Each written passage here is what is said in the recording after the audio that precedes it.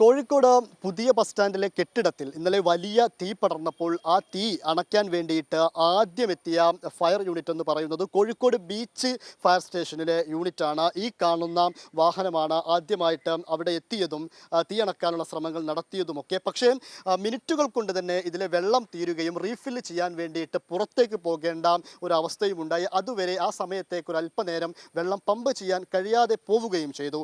അതിൻ്റെ ഒരു പ്രധാനപ്പെട്ട പ്രശ്നമെന്ന് പറയുന്നത് കോഴിക്കോട് ബീച്ച് ഫയർ സ്റ്റേഷനിൽ ഒരു യൂണിറ്റ് മാത്രമാണുള്ളത്, ഒരു വാഹനം മാത്രമാണ് ഉള്ളത് എന്നതാണ് ഒരു പ്രതിസന്ധി. തൊട്ടിപ്പുറത്ത് മറ്റൊരു വാഹനം കൂടെ കാണാം. പക്ഷേ ഇത് വെള്ളം പമ്പ് ചെയ്യുന്ന ഒരു ഫയർ യൂണിറ്റായിട്ട് ഇപ്പോൾ ഉപയോഗിക്കുന്നില്ല. ഈ എഞ്ചിൻ കാര്യമായിട്ട് ഉപയോഗിക്കുന്നത് ഏതെങ്കിലും തരത്തിൽ എമർജൻസി ഘട്ടം വരുമ്പോൾ, ഒരു പക്ഷേ ആക്സിഡൻറ്റോ അതല്ലെങ്കിൽ എവിടെയെങ്കിലും മരമൊക്കെ വീണ് ഗതാഗതമൊക്കെ തടസ്സപ്പെടുന്ന രീതിയിൽ സംഭവം ഉണ്ടാകുമ്പോൾ അങ്ങോട്ടേക്ക് വേഗം പാഞ്ഞെത്താൻ വേണ്ടിയിട്ടാണ് നിലവിൽ ഈ വാഹനം ഉപയോഗിക്കുന്നത്.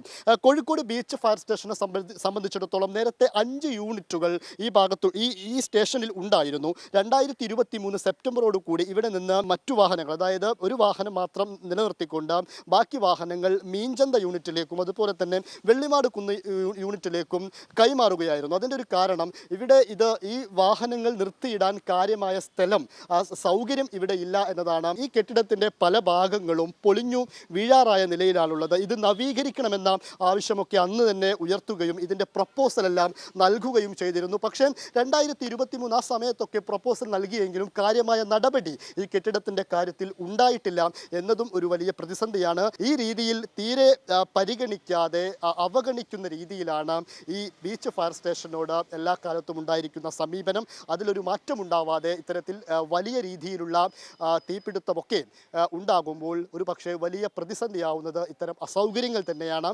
അസൗകര്യങ്ങൾ മാറ്റി ഇനിയെങ്കിലും നല്ല രീതിയിൽ മുന്നോട്ട് പോകാൻ ഈ ബീച്ച് ഫയർ സ്റ്റേഷന് ആയില്ല എങ്കിൽ ഇത്തരം സംഭവങ്ങൾ വരുമ്പോൾ വീണ്ടും അപകടങ്ങൾ വിളിച്ചു വരുത്തുന്ന രീതിയിലേക്ക് കാര്യങ്ങൾ പോവുകയും ചെയ്യും. വിനോദ് മൊറായിക്കൊപ്പം ഇംതിയാസ് കരീം, മാതൃഭൂമി ന്യൂസ്, കോഴിക്കോട്.